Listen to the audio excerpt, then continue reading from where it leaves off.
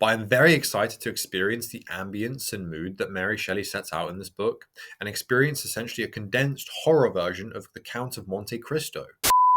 The Terror is a perfect name for a horror book because it is completely ambiguous, full of mystery, and makes me wonder what is about to make me shit myself. It's kind of like Good Girl's Guide to Murder meets Resident Evil.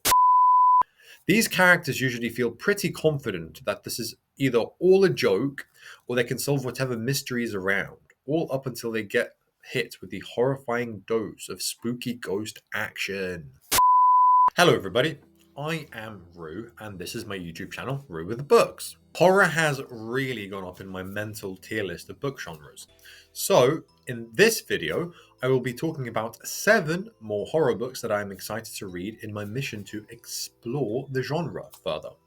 This is basically part 2 of the previous horror books I need to read video, so if you haven't seen that one, you can go ahead and find it in the description below. Before I get into these 7 fantastic books, be sure to press the like button to support me and my content. Every single like helps tremendously, and it is a group effort, so smash that like button for me. If you like books, booktube, and booktube content, then press that subscribe button down below as well so you don't miss any of my uploads. Be sure to grab a nice hot beverage to stay warm during the winter season, because, you know, comfy, cozy vibes here. And without further ado, let's talk about some horror books. So, first up in my list of horror books that I need to read is Fantasticland by Mike Bokovan. In the previous video, I mentioned Nosferatu by Joe Hill. So, funnily enough, we have another horror book kind of based on the idea of theme parks. Let me describe it to you. So, this book is about an amusement park that becomes very, very isolated from the rest of the world when a hurricane leaves its employees stranded within.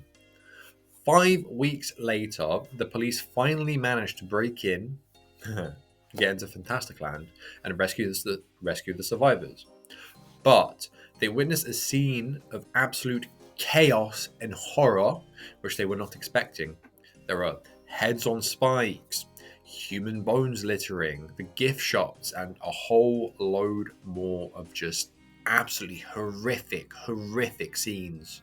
This book is formatted a little bit like A Good Girl's Guide to Murder by Holly Jackson, by being presented as kind of like a fact-finding investigation from the police through like a series of interviews and that kind of thing.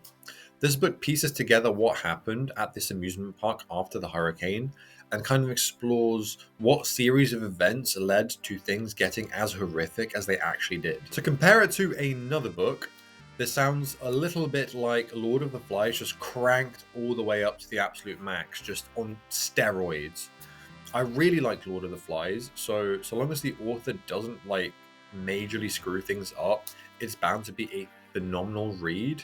I like this idea of the book being made up of different interviews and stuff because it makes it feel more like something that really happened, like a real case, and less like fiction, just adding to that kind of horror aesthetic, that kind of feeling of anxiety and terror that just wells up deep within you. By being stranded, the employees have to compete for resources, and naturally they fragment into various cliques. So, for example, obviously, because they're teenagers, they're bound to be going by kind of like school rules. You know, the jocks are going to be with the jocks, the nerds are going to be with the nerds, the goths with the goths, and that kind of thing. You get it. In addition to sounding a little bit like Lord of the Flies, it also just sounds like a fragmented battle royale, just amping up the terror like 100%. This book combines so many various genres, tropes, and things that I like. It just sounds like it's going to be absolutely awful in the best way imaginable. Not so bad it's good, but like we're going to witness just utter depravity, and it's going to make just my stomach completely turn. Just kind of like that looking over your shoulder feeling, just that kind of thing that horror fans really like. With a cute little 270 pages in total, this is one that people can just absolutely breeze through and be left with a lasting impression. Revival by Stephen King is a really interesting sounding story about addiction, fanaticism, and what may lie on the other side of the living world. The Goodreads summary for this book is kind of like word salad, but in the best way. So I found it really hard to try and paraphrase it in a way that makes sense and makes it sound interesting, but I just can't come up with something as good as what Goodreads came up with. So let me read that and then we'll talk about it. In a small New England town over half a century ago, a shadow falls over a small boy playing with his toy soldiers. Jamie Morton looks up to see a striking man, the new minister. Charles Jacobs, along with his beautiful wife, will transform the local church. The men and boys are all a bit in love with Mrs. Jacobs. The women and girls feel the same about Reverend Jacobs, including Jamie's mother and beloved sister, Claire. With Jamie, the Reverend shares a deeper bond based on a secret obsession. When tragedy strikes the Jacobs family, the charismatic preacher curses God, mocks all religious belief, and is banished from the shocked town. Jamie has demons of his own. Wed to his guitar from the age of 13, he plays in bands across the country, living the nomadic lifestyle of bar band rock and roll while fleeing from his family's horrific loss. In his mid-30s, addicted to heroin, stranded, desperate, Jamie meets Charles Jacobs again, with profound consequences for both men. Their bond becomes a pact beyond even the devil's devising, and Jamie discovers that revival has many meanings. This rich and disturbing novel spans 5 decades on its way to the most terrifying conclusion Stephen King has ever written. It's a masterpiece from King, in the great American tradition of Frank Norris, Nathaniel Hawthorne, and Edgar Allan Poe. The description of this book sounds like it will let Stephen King do what Stephen King does best.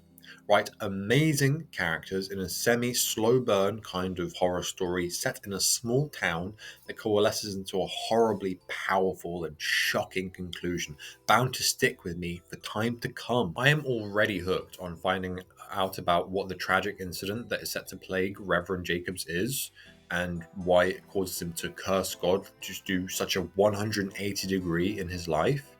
I absolutely love rock music, so I can't wait to experience the ambience of Jamie hitting the road with his guitar, playing at trashy bars to make a living. I want to know what this pact is that they're going to make together, and how sinister and horrible it is, as well as the consequences. Based on the summary, it sounds like it might have a slightly different take on Pet Sematary. And as I really enjoyed that book, I am all for it. I want to see him maybe kind of extend the story past, what happens, and see what that kind of different take on it ends up being. This book comes as a recommendation from someone who watched one of my Stephen King reviews previously. So shout out to you if you're watching this. And by the sounds of it, they really, really popped off with the recommendation.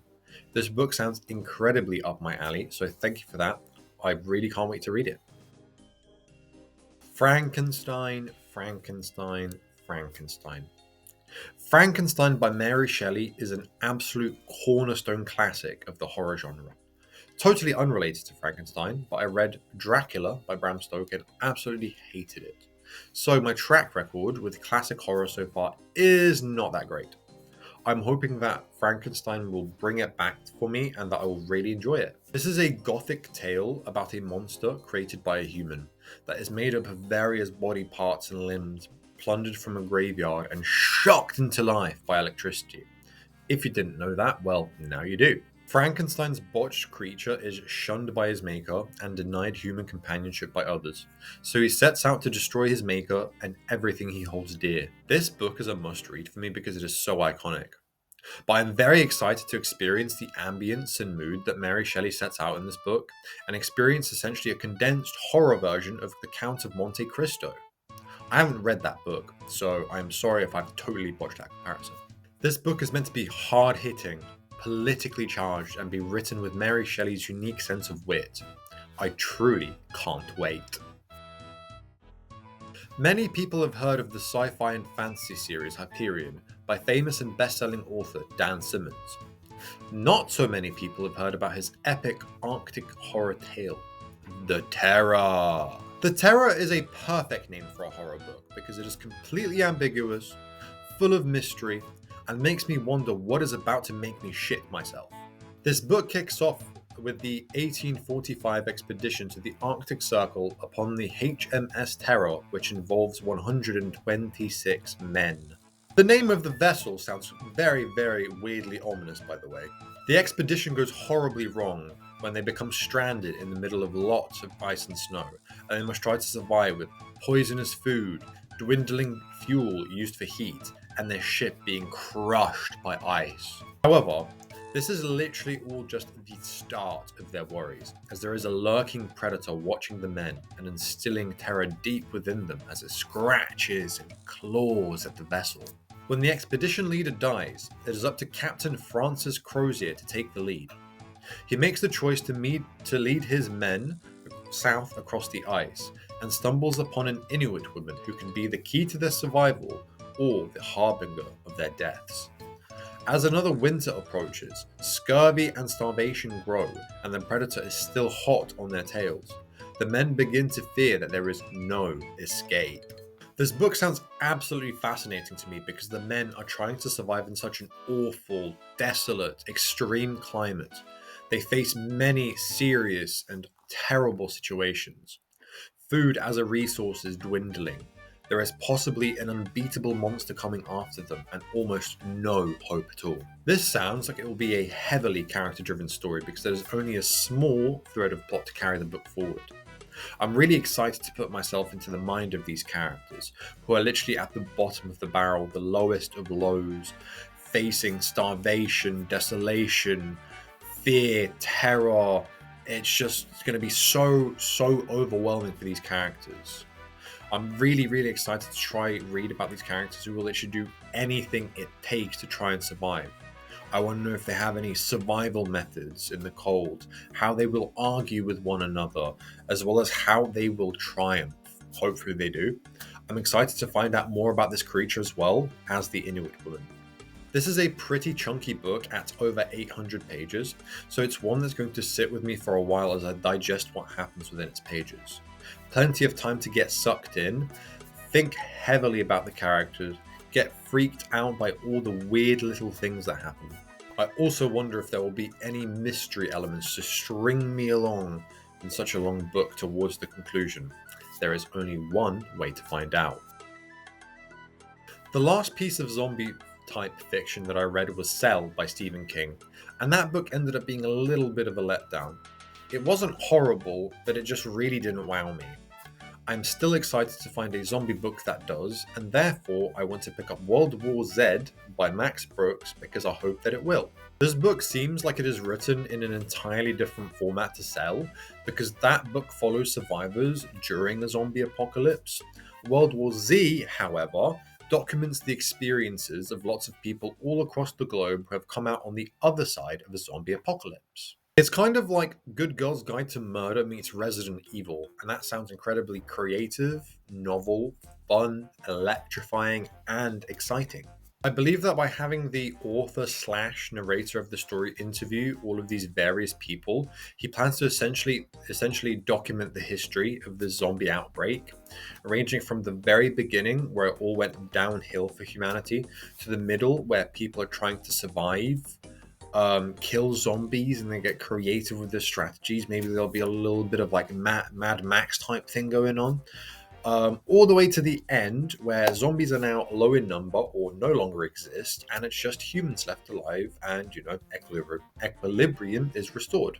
I've mentioned a few times now across my various videos that I'm looking for a good post-apocalyptic novel, and this book can join the ranks with Station 11 and The Stand as books in the genre that I am incredibly excited to read. Haunted house stories are literally the most iconic types of horror stories. You have a small group of characters entering an unpredictable house with a dark, sinister past that teases you along with mystery aspects. These characters usually feel pretty confident that this is either all a joke or they can solve whatever mystery is around, all up until they get hit with the horrifying dose of spooky ghost action. What can really set apart a haunted house story, at least for me, is the characters. The Haunting of Hill House follows Dr. Montague, an occult scholar, Theodora, his assistant, Luke, the future inheritor of Hill House, and Eleanor, a friendless young woman with a dark past. How mysterious.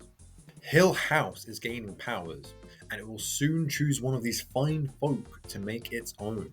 The last haunted house story that I read was Hell House, and I quite enjoyed it for the chaos, the creativity, and fun character moments. So I'm excited to read a book that is far more iconic in the genre and see how Hell House may have been inspired by it, or just how it compares in general to this one, as this is a book that I've heard so many more people talk about.